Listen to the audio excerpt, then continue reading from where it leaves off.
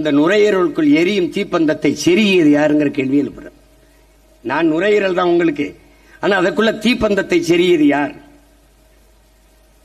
நான் செய்த தவறு என்ன? உங்களுக்கு மூச்சுக்காற்று உயிர் காற்று தந்ததா? உண்ணுவதற்கு சத்துள்ள உணவை தந்ததா? அருந்துவதற்கு நல்ல நீரை தந்ததா? நான் செய்த தவறுதான் என்ன? எதனால் என்னை அழிக்கிறீர்கள்? எதனால் என்னை எரிக்கிறீர்கள்? இந்த கரியமிழ கரி காற்றை உறிஞ்சிக் கொண்டு நல்ல காற்றை உங்களுக்கு தந்து இந்த உயிர் உலகம் வாழ்வதற்கு உதவியதற்கா? எதனால் என்னை அழிக்கிறீர்கள்? எதனால் என்னை எரிக்கிறீர்கள்? நான் செய்த தவறு என்ன? ஏன் உங்களுக்கு பல்லுயிர் ஓம்புதல் தெரியவில்லை? நாம யாரு? பல்லுயிர் ஓம்ப கற்றுக் கொடுத்த போதிச்ச உலக பெருமகான். உலகத்திலே ஒருத்தன் தான் பகுத்துண்டு பல்லுயிர் ஓம்புகள் என்று பாடியவன். உலகத்திலே நம்முடைய மறைவன் தான். அவனுடைய பிள்ளைகளுக்கு கேள்வி எழுப்புறார். ஏன்? யார் எழுப்புறது? மரம் தான். மரம் நம்மோடு கேக்குது, நம்மகிட்ட கேக்குது. உங்களுக்கு ஏண்டா பல்லுயிர் ஓம்ப தெரியவில்லை? அன்பு பாசம் காதல் எல்லாம் மனிதர்களுக்கு மட்டும் தானாடா? மற்ற உயிர்களிடத்தில் அதை உங்களுக்கு பரிமாற தெரியாதா? பூச்சி வண்டு பறவை விலங்குகளோடெல்லாம் உங்களுக்கு அன்பை கடத்த தெரியாதா? பரிமாற தெரியாதா? பரிமாற தெரியாதா? புல் பூண்டு செடி கொடி மரங்களோடு உங்களுக்கு பாசத்தை பகிர தெரியாதா? அருவி ஆறு ஏரி குளம் மலை இவற்றையெல்லாம் உங்களுக்கு நேசிக்க தெரியாதா? பாதுகாக்க தெரியாதா? தெரியாதா? தெரியுமா தெரியாதா? யாரு கேட்கிறா? மரம் நம்மை பார்த்து கேக்குது. உங்களுக்கு தெரியுமா தெரியாதாடா? புல்லின் பசி நீர், புலியின் பசி மானின் பசி புல், புலியின் பசி மான். உலகில் எல்லா உயிரினத்திற்கான பசிக்கும் உணவு இருக்கிறது, மனிதர்களின் பசியை தவிர. ஏன்னா மனிதனுக்கு இருக்கிறது பசி அல்ல, பேராசை. அந்த பேராசை என்று சொல்லக்கூடாது. அந்த பேராசை என்பது பெருந்தீ. அதுதான்டா என்னை எரிக்குதுங்கிற.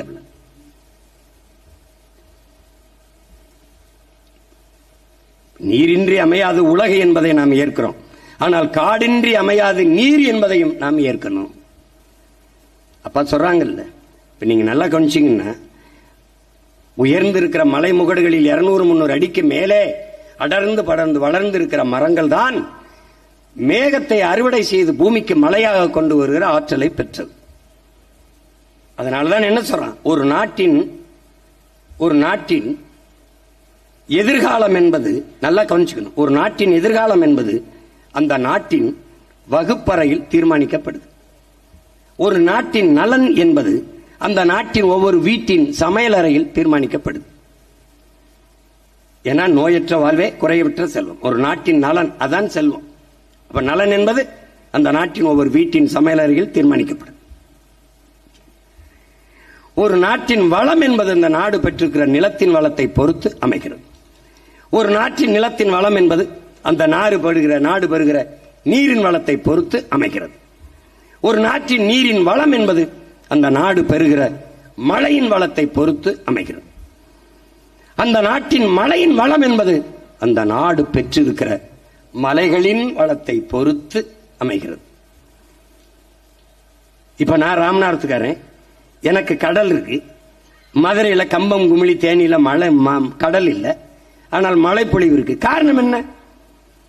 கடல் இருந்தும் நான் மழைப்பொழிவு பெற முடியவில்லை. காரணம் மழை இல்லை. அதனால் மழை இல்லை.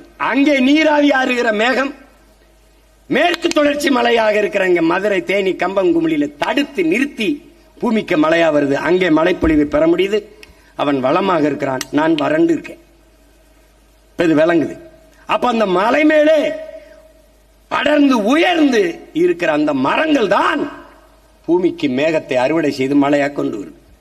எங்க குளிர்ச்சியா இருக்கோ அங்க மேகம் மழையை கொட்டும். அடர்ந்த காடுகள் இருக்கிற பகுதியில் காடுகள் குழு குழு என்று குளிர்ச்சியா இருக்கும், மழையை கொட்டும். இல்லை என்றால் மேகம் திருப்பி கடலிலே போய் குளிர்தா இருக்கிறனால அங்கே மழையை கொட்டும். இதுதான் இயற்கை. அப்போ மழை இல்லை என்றாலும் மரம் இல்லை என்றாலும் மழை இல்லை, நீர் இல்லை, சோர் இல்லை, உயிர் இல்லை. எனவே மரம் நம் உயிர். அதை புரிஞ்சுக்கணும். இவ்வளவு மரம் நமக்கு கற்பிக்குதே.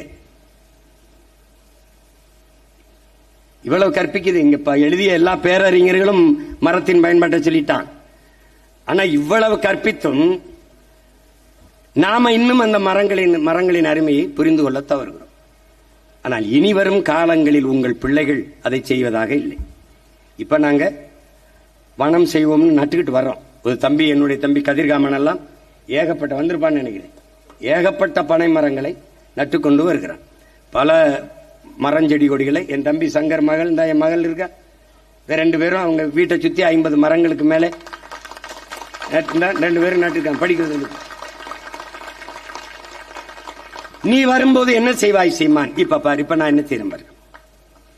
பல கோடி பனை திட்டம், 10 ஆண்டு பசுமை திட்டம்.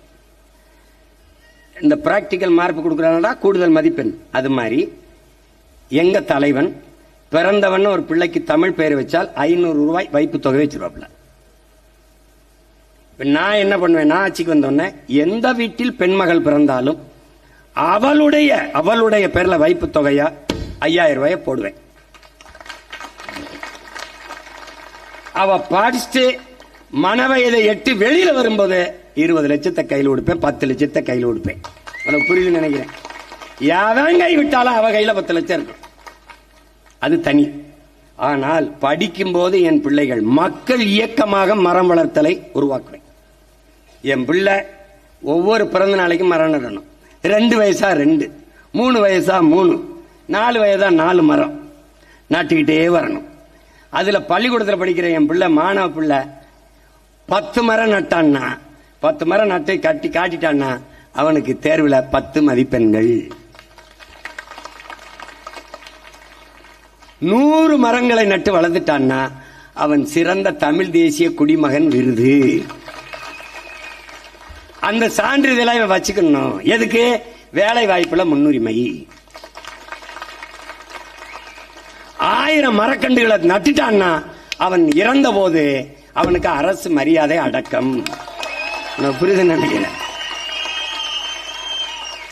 கண் தானம் பண்ணினான், ரத்த தானம் பண்ணினான், உறுப்பு தானம் பண்ணினான், உடல் தானம் பண்ணினால் அவன் இறுதி மரியாதை அரசு மரியாதையாக செய்யப்படும். இப்ப மரக்கன்று நட்டுருவான், எல்லாரும் நட்டுருவான். நட்டு அதுபோக மக்கள் நடும்போது மக்களுக்கு 100 மரம் என்றால் அதற்கு ஊக்கத்தொகை, பாராட்டு தொகை, 500 மரம் என்றால் அதற்கு, 1000 மரம் என்றால் அதற்கு. சொந்த வீட்டு மரமா இருந்தாலும் என்னை கேட்காமல் நீ வெட்டக்கூடாது. ஒரு கிளையை நறுக்கினால் சக மனிதனின் கையை நறுக்கியது போல குற்றம் 6 மாசம் உள்ள இருக்கணும். எந்த சேதமும் நீ செய்யக்கூடாது.